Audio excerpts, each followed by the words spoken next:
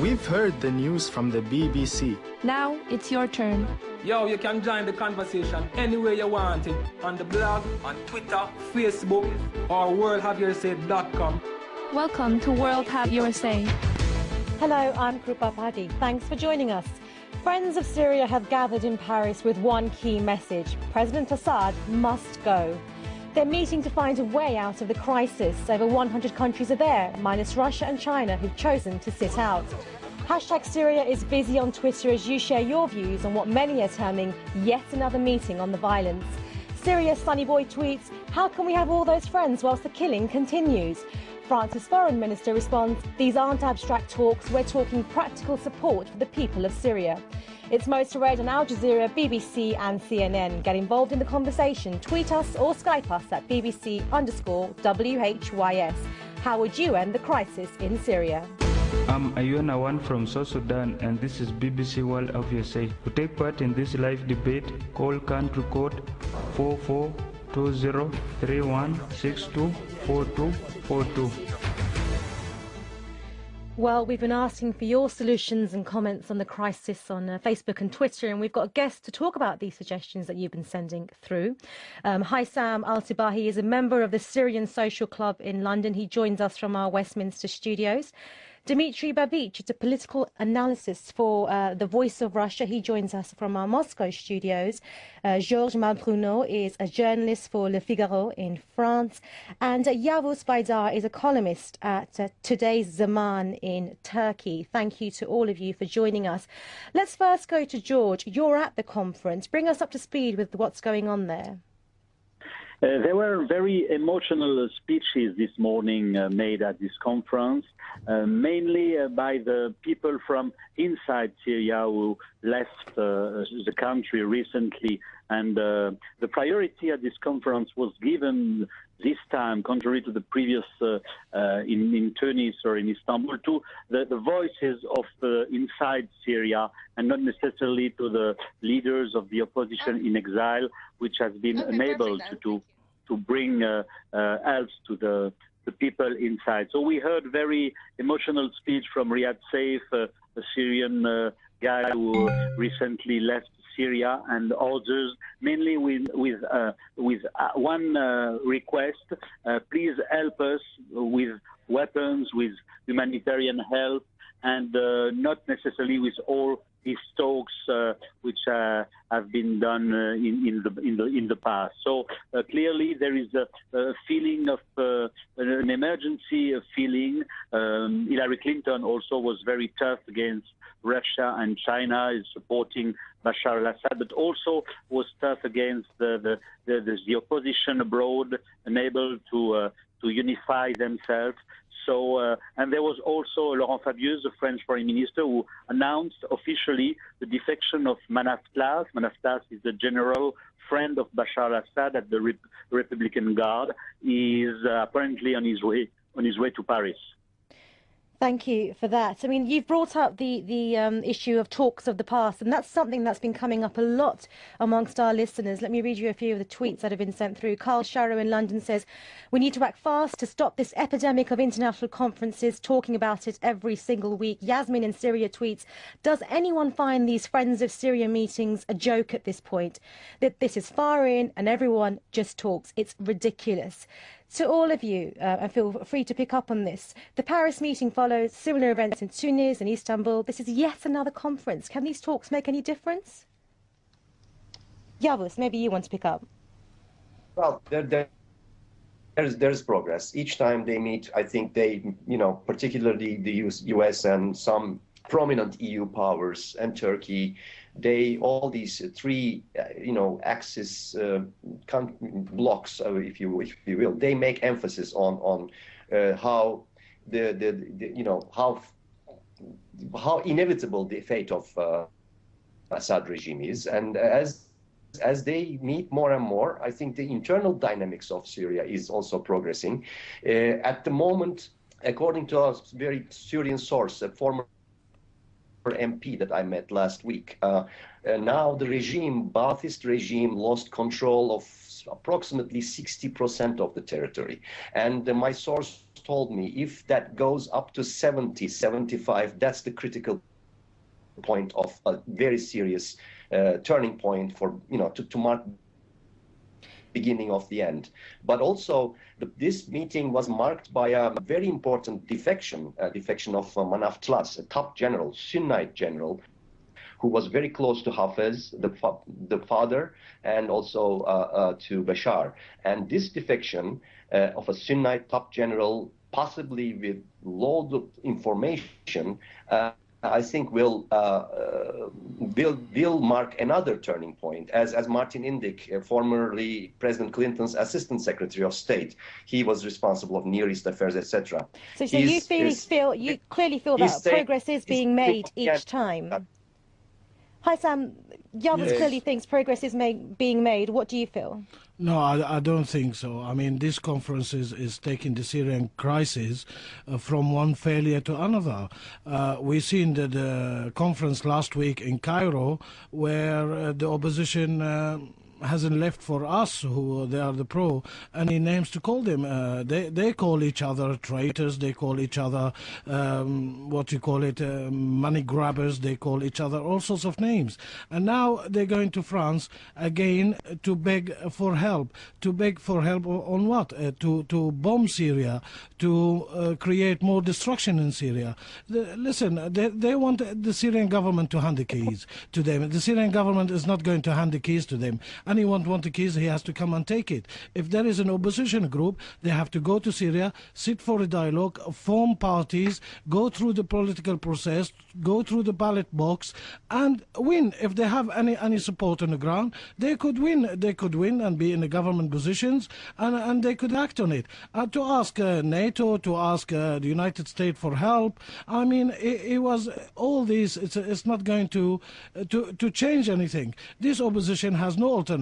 They haven't showed us, till now, any program for Syria, any alternative for Syria. All what they're asking is a whole government in Syria to collapse, a whole the institutions in Syria to collapse, things to go to chaos, so they could gain and get the keys and be warlords afterwards. Exactly what's happening in Iraq is exactly what's happening in Libya. This is not going to happen. There is a government in Syria. The international community should deal with this government according to the international law, as the Russians said. I mean, I heard today the Qatari foreign minister saying we could do something else. Why they want to break the international law? I mean, this group, they want to break international law. There is a Security Council. There is United Nations. The Security Council has appointed Mr. Anand to carry out this. The first paragraph, Mr. Anand, the killing has to stop. Those terrorists who they open borders for them from Turkey and Lebanon, they have to go back, and these countries has to control its own borders, has to stop the arms pouring to Syria, and they have to think about dialogue and sit on the table. Hassan, we've heard that. Let's get Dimitri in here. Yeah. Well, I agree with most of what the last speaker said, but I would like also to comment a little bit on the format of these so-called Friends of Syria meetings. When you have so many countries, like 100 of them, most of them not having anything to do with Syria, when you have such a meeting, it inevitably becomes a propaganda event, because for a serious meeting, you must have the actors really involved in Syria, and some real plan of action. That's why Russia did not participate in this meeting in France. We participated in the meeting in Geneva because there the real actors were involved, all the members of the UN Security Council. Unfortunately, Saudi Arabia and Iran were not invited. I don't think it was a good idea, because basically, even if someone doesn't like these countries, they are involved in Syria, so a real peace settlement requires, I think, their participation. Dimitri, let me get your reaction to what Hillary Clinton actually said about Russia. She said that every nation must make it clear that Russia and China will pay a price. They're holding up progress. Why United States doesn't pay the price? Well, the United States did lots of atrocities in the Middle East. Excuse me, there is 1.2 million people died in Iraq. There is over 100,000. Did we see any of United States officials let's get that reaction from in the Dimitri ICC? first. No.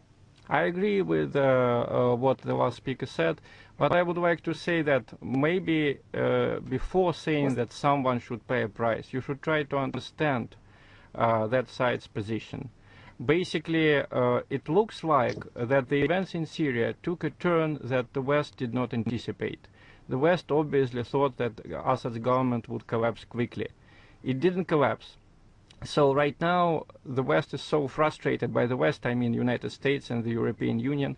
And in order to save face, they blame everything on Russia and China, as if Russia and China were the only supports, were the only props for the Assad regime. I think the real problem is the amount of violence in Syria.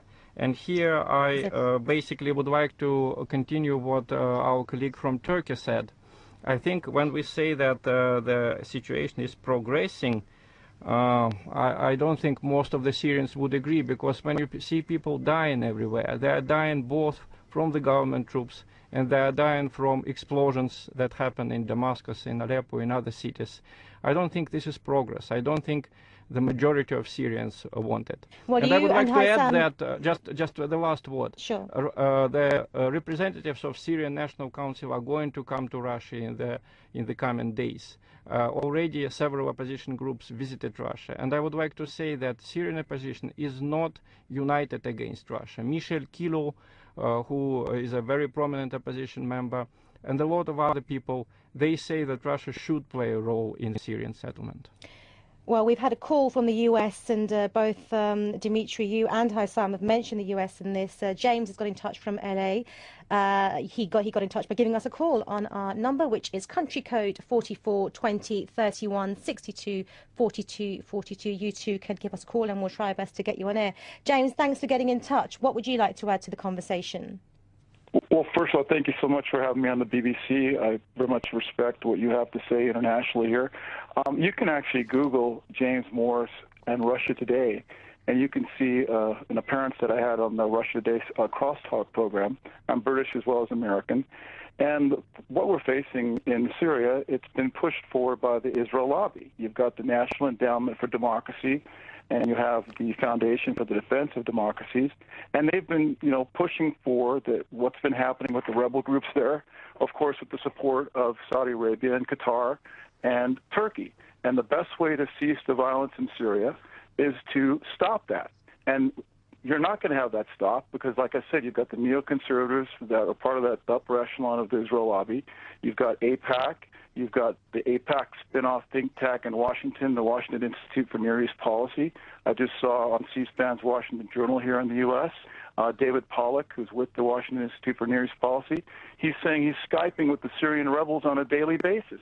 So this has Israel's footprint, fingerprints all over it, and it's basically the rest of the neocon clean break agenda that the Iraq War was based on. Thank you for your comment, James. Thanks for getting in touch.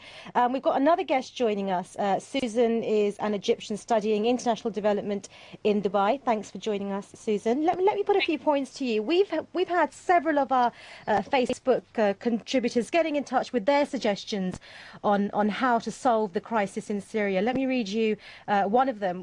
Habra is in Sudan. He says the best solution is the formation of an all-inclusive government where the opposition and Mr. Assad can work together for the sake of the country. I would add that in Geneva Can I just get a reaction from Susan first, though? Yes. Susan, go ahead. Yeah, well, it's a brilliant idea and everything. It's more of a utopian idea. But the thing is, the thing we're facing right now is opposition and also the government. They're both armed and they're both just fighting and killing blindly. So you really can't have a government formed and everything, then everything will turn out to be fine. A military intervention is preferred to intervene first so that you will ensure that there's stability that will take place, and then you can actually form a government, or the Kofi Annan's unity of government that he was claiming.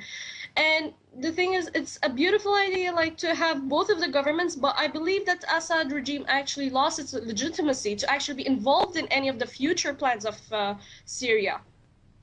If I can just jump on Susan just said, I would add that at the Geneva conference, it was agreed that Syria needs a coalition government. to get out of the crisis. The problem is that United States and other Western countries and Russia and China have slightly different perspectives. Obviously, the United States and the EU want Mr. Assad to leave first, and then to have this coalition government. I understand, because I totally understand what the US was coming from, because right now the Assad regime, like if you see 15,800 people died in more than a year in the violence of Syria. And like if Mr. Assad was actually a good president or would actually be considered to be involved in the next government, I don't think so, because he did not show his power. He did not show his responsibility Let me as a say president something here. Syria.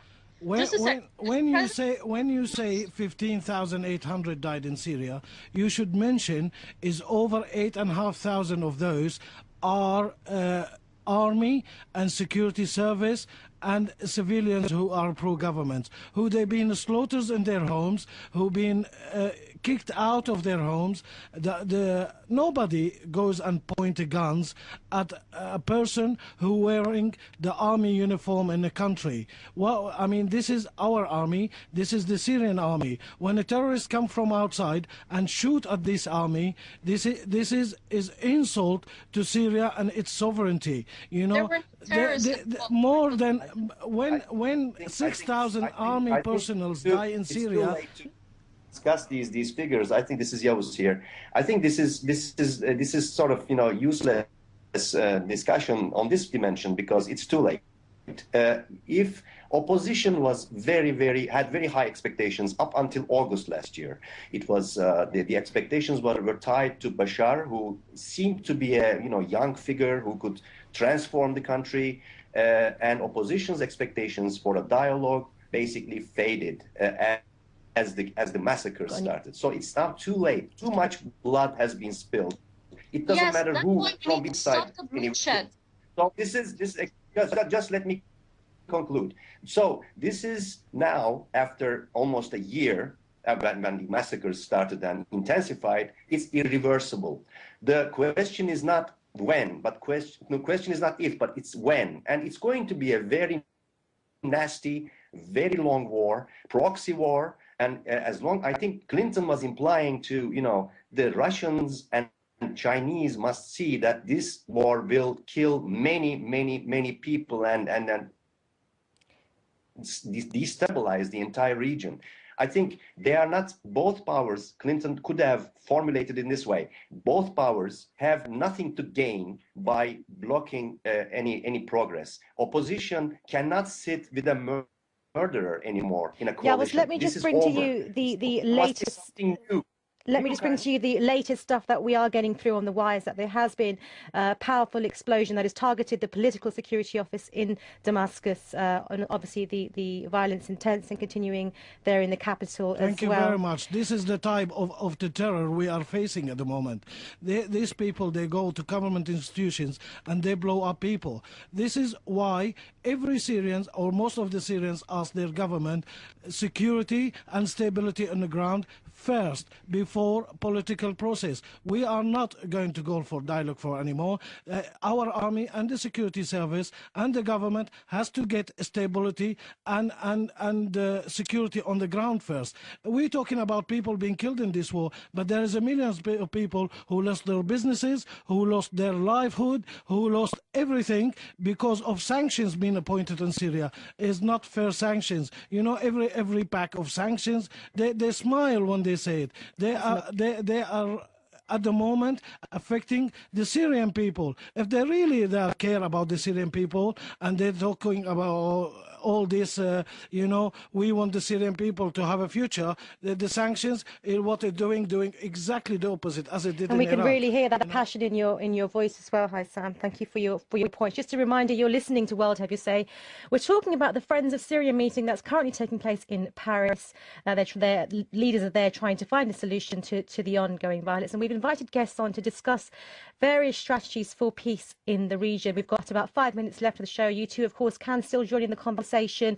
Skype or tweet us at BBC_WHYS or go to Facebook.com/World Have Your Say to leave your point there. Let me put to you all another point that constantly comes up in various conversations and has done since day one. Charles in Ghana Facebooked us and said there must be military intervention to save the lives of innocent children. Have we now got to the point where we need to have some degree of military intervention? Maybe Susan, you want to pick up? Yes, I believe that the military intervention like NATO or from the United Nations, they should intervene right now, because it's the opposition really, they're just fighting, and the Syrian army, they're just fighting against, no one has a real goal. No one is really fighting for the stability of the country. I guess when like foreign military intervention that will come in, at least it has a specific goal, which is just to ensure stability and security for the people. And plus, but the NATO, when they intervene or something, I hope that the countries that are intervening will not look for their interests, but will look for the Syrian people's interests. That's what I was hoping for. But it's definitely needed a military intervention right now, because they need to ensure stability not only for the Syrian people who are living in Syria, but also people who are living abroad and hold the Syrian nationality. They're scared now to actually go back to the country. If they lose their job or something, we're just going to increase the number of refugees. We already had a military intervention in neighboring Iraq, and when people say that instability can somehow spill over from Syria to Lebanon, look, I think Georges Malbrunot wrote about in Le Figaro, some of the insurgents fighting in Syria actually came from Iraq, and they brought with them the techniques of car bomb explosions that are now rocking Damascus. So what happens is that the West is fighting for stability every year in a new country. In Iraq, they fought against instability in Kuwait. Now they are going to fight in Syria against instability that came from Iraq. Next year, they will fight in Lebanon against instability that comes from Syria. The question is that foreign interventions do not bring stability. We saw the civil war in Iraq, so I respectfully disagree with Susan that foreign troops will bring peace to Syria. But what if like the Assad regime and opposition are actually not reaching anything? Well, the conversation is, of course, continuing there as well. We've just heard that the Friends of Syria group have called for more broader and tougher sanctions against Syria and Assad government officials. And they've also decided to massively increase aid to the opposition. That's the latest lines coming out from our Associated Press wires here. The conversation continues at BBC_WHYS on Twitter and Facebook.com/World Have Your Say. Ben James is back with you this evening on World Have Your Say at 1700 GMT, and we're live on BBC World TV at 1500 GMT. We're discussing the Higgs boson discovery. To all of our guests, a big thank you for joining us. We'll keep you posted on the conference on our website, bbc.com/news.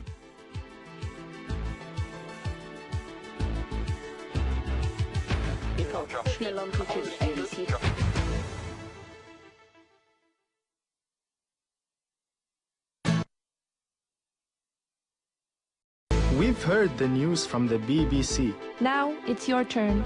Yo, you can join the conversation anywhere you want it, on the blog, on Twitter, Facebook, or worldhaveyourSay.com. Welcome to World Have Your Say. Hello, I'm Krupa Paddy. Thanks for joining us. Friends of Syria have gathered in Paris with one key message: President Assad must go. They're meeting to find a way out of the crisis. Over 100 countries are there, minus Russia and China, who've chosen to sit out. #Syria is busy on Twitter as you share your views on what many are terming yet another meeting on the violence. Syria Sunny Boy tweets, "How can we have all those friends whilst the killing continues?" France's foreign minister responds, "These are..." In Tunis or in Istanbul too, the voices of inside Syria, and not necessarily to the leaders of the opposition in exile, which has been unable to bring help to the people inside. So we heard very emotional speech from Riyad Saif, a Syrian guy who recently left Syria, and others, mainly with one request: please help us with weapons, with humanitarian help, and not necessarily with all these talks which have been done in the past. So clearly there is a feeling of aren't abstract talks, we're talking practical support for the people of Syria. It's most read on Al Jazeera, BBC and CNN. Get involved in the conversation. Tweet us or Skype us at BBC_WHYS. How would you end the crisis in Syria? I'm Youre from South Sudan, and this is BBC World of USA. To take part in this live debate, call country code 442031624242. Well, we've been asking for your solutions and comments on the crisis on Facebook and Twitter, and we've got a guest to talk about these suggestions that you've been sending through.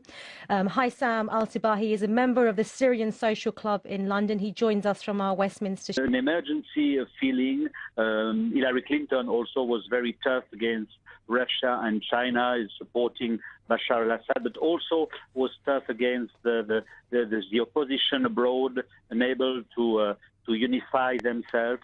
So, and there was also Laurent Fabius, the French foreign minister, who announced officially the defection of Manaf Tlas. Manaf Tlas is the general friend of Bashar al-Assad at the Republican Guard. He is apparently on his way to Paris. Thank you for that. I mean, you've brought up the issue of talks of the past, and that's something that's been coming up a lot amongst our listeners. Let me read you a few of the tweets that have been sent through. Carl Sharrow in London says, "We need studios." Dmitry Babich is a political analyst for The Voice of Russia. He joins us from our Moscow studios. Georges Malbruno is a journalist for Le Figaro in France. And Yavuz Baydar is a columnist at Today's Zaman in Turkey. Thank you to all of you for joining us. Let's first go to George. You're at the conference. Bring us up to speed with what's going on there. There were very emotional speeches this morning made at this conference, mainly by the people from inside Syria who left the country recently. And the priority at this conference was given this time, contrary to the previous